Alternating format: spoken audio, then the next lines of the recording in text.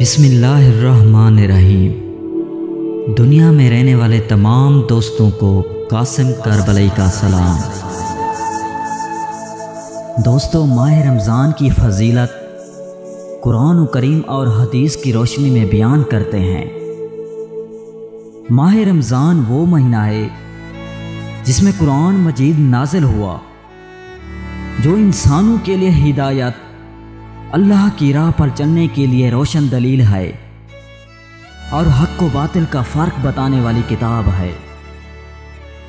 इस सिलसिले में हज़रत मोहम्मद सल्लल्लाहु अलैहि वसल्लम ने इरशाद फरमाया है, ऐ लोगो, बाहतकीक तुम्हारी जानें गिरवी पड़ी हैं, अल्लाह से बख्शिश तलब करके इसे छुड़ाने की कोशिश करो, और तुम्हारी पीठें गुनाहों के बोझ से भारी हो चुकी हैं, इन्हें ज़्यादा सजदे बजाकर हल्का करने की कोशिश करो, क्योंकि अल्लाह ने अपनी अज़मत की कसम खा रखी है कि इस माह में सजदे करने वालों और नमाज पढ़ने वालों पर मेरा अज़ाब नाज़िल ना होगा और क़यामत में उन्हें जहन्नम की आग से डर ना लगेगा।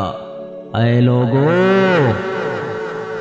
माह रमज़ान वो महीना है जिसमें अल्लाह ने तुम्हें अपनी मेहमान नवाजी की तरफ दावत देता है और तुम्हारे दर्जात बुलंद कर देता है।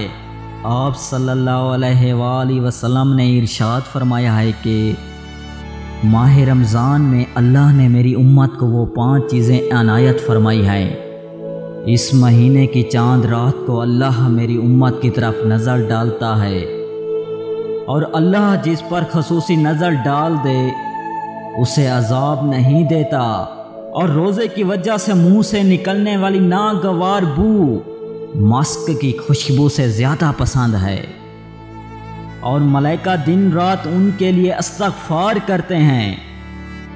अल्लाह अपनी जन्नत को हुक्म देता है कि तू रोज़ेदारों के लिए इस्तग़फ़ार करो और अपने आप को उनके लिए सजाओ, क्योंकि मुमकिन है उनसे दुनिया की तकलीफ़ व मसाइब हटाकर उन्हें जन्नत की तरफ फ़ौरन बुला लिया जाए। जब इस महीने की आखिरी रात आती है तो अल्लाह सब रोज़ेदारों को माफ़ कर देता है। हज़रत अली इब्न अबी तालिब अलैहिस्सलाम ने इरशाद फरमाया है कि इस माह मुबारक में तुम पर ज़रूरी है कि ज़्यादा से ज़्यादा इस्तग़फ़ार और दुआएं करो, इसलिए ये दुआएं तुम्हारी मुसीबत और बलाओं को दूर करती हैं, और इस महीने में ज़्यादा से ज़्यादा इस्तग़फ़ार करना तुम्हारे गुनाहों को मिटा देगा।